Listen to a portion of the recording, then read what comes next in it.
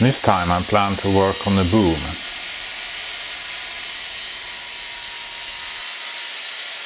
I start with cutting up the timber I need for the project.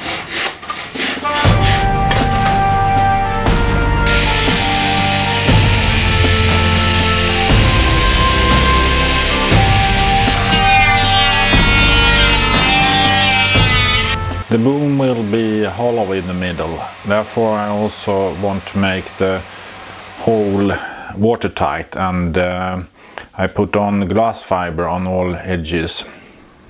The glass fiber also helps with holding the epoxy in place while I glue on the sides of the boom, or actually the upper and lower part of the boom. The bottom plank is a bit crooked. Therefore I clamp the bottom planks together with the two sides against the bigger piece of timber that is more straight, and thus I can straighten out the crookedness.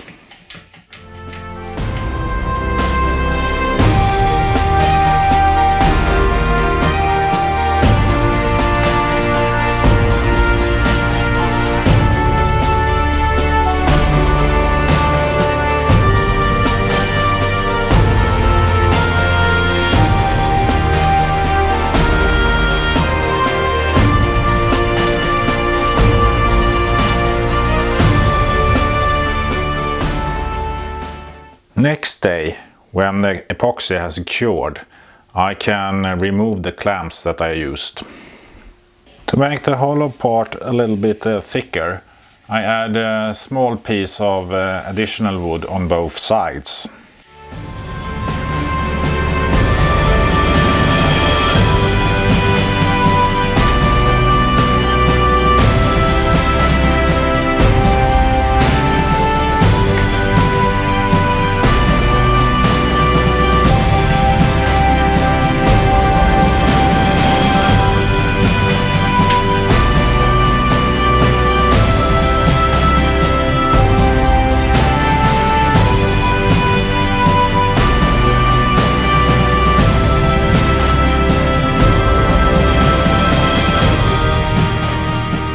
Next day I can remove the clamps and trim the pieces that are sticking out a bit.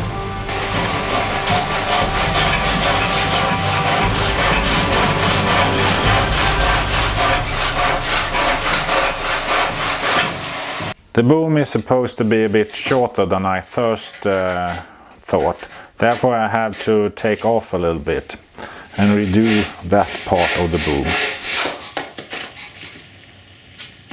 I plan to take the line from the out hole through the boom and out through this small hole that I'm making here in the boom.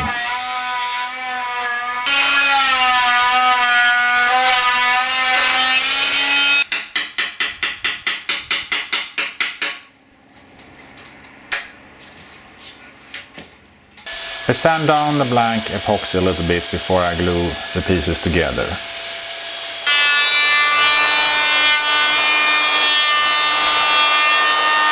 I also make some additional pieces of wood for the back end of the boom.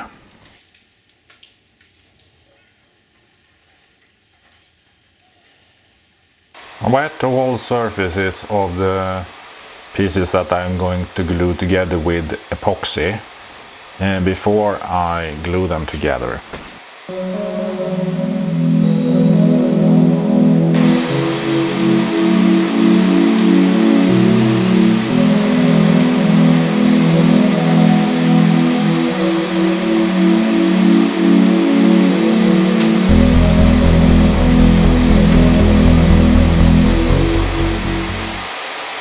This will be the front part of the boom, holding the gooseneck.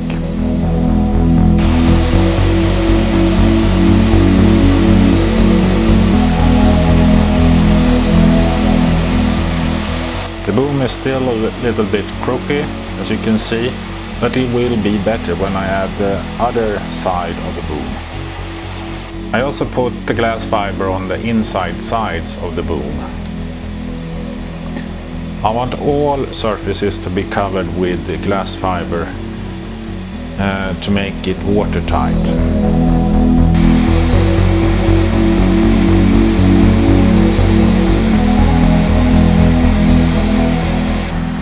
After curing, I can remove the excess glass fiber and continue with the other side.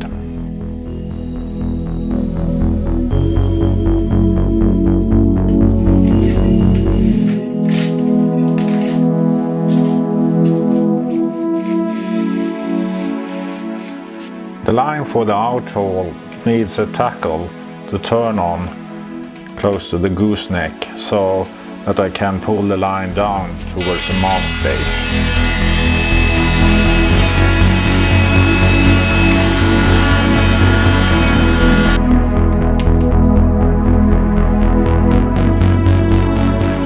I make a form out of masking tape to keep the epoxy in place while curing.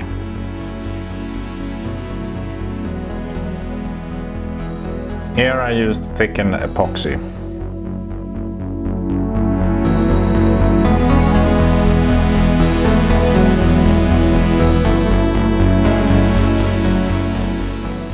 The day after, I can cut off the excess bolt.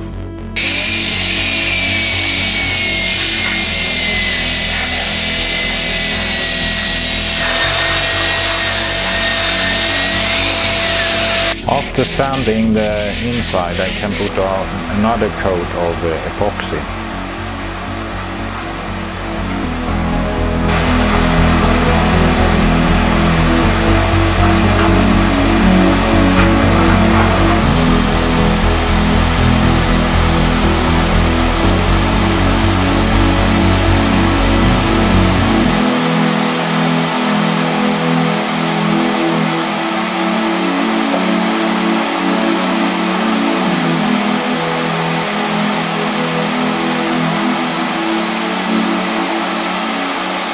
I prepare the glass fiber I need for the top side. Then I put on thickened epoxy on this side, and then I can put the pieces together.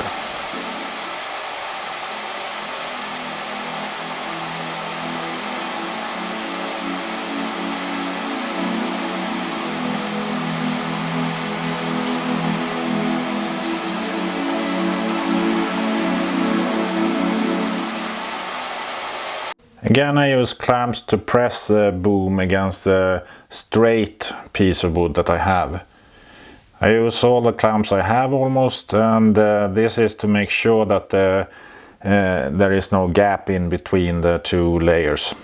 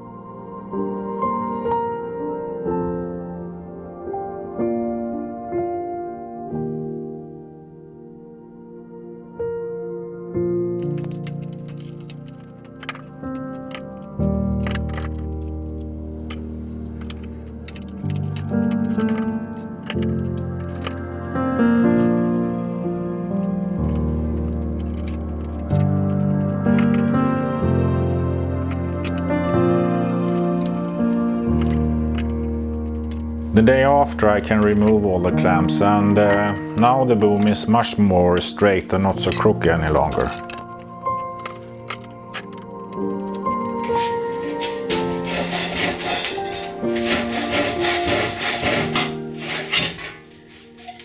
I use a paper mold to put on the pattern of the boom on the pieces that I have glued together. I mark out how much I can remove with the planer and sanding tools I'm going to use.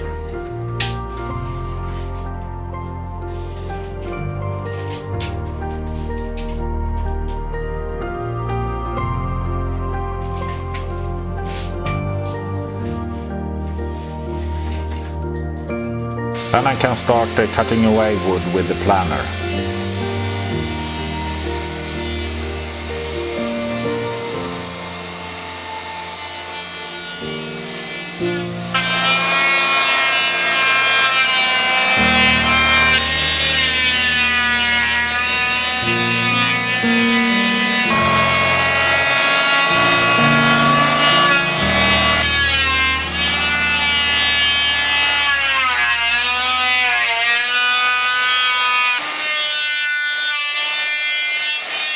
When I have got the form that I want, I can start with the sanding.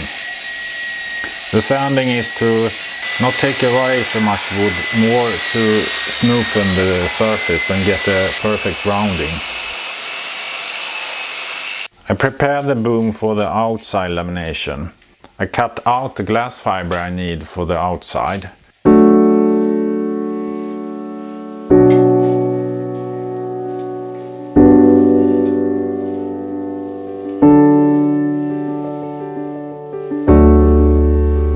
I pre-wet the surfaces with the thickened epoxy.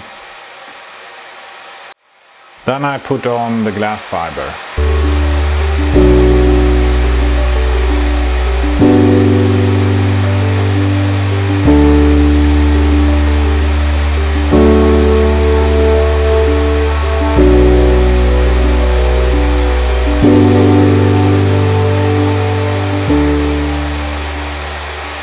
Wet out the glass fiber with thickened epoxy. Leave it to cure overnight. I repeat the process for the other side of the boom.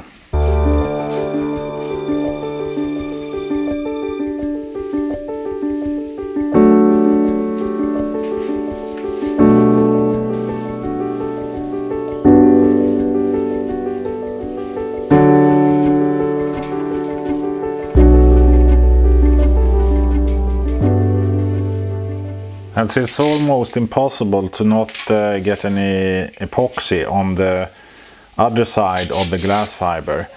I also get some pieces of glass fiber that is really stiff, and I try to remove the bubbles that are potentially formed under the stiff glass fiber with masking tape. It didn't work very well, but it improved the situation. I cut away the imperfections of the boom.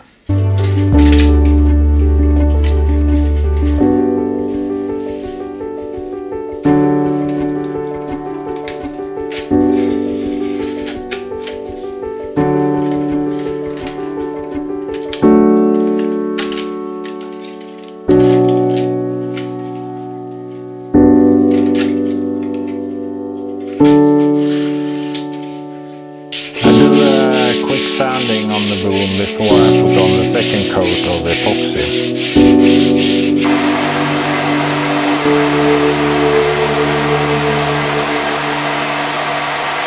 This time I got some bubbles, but a lot less than I did on the top end of the mast. Then I patch up all the holes that I left with the small pieces of glass fiber.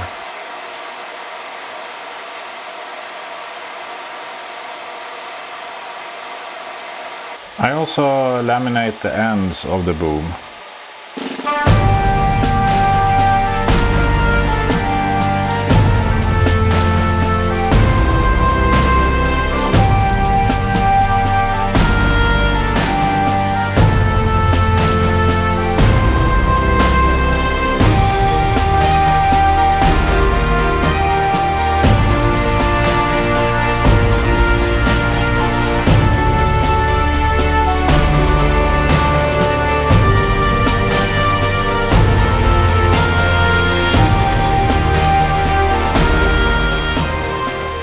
After a couple more coats of epoxy with sanding in between, the boom starts to look pretty nice.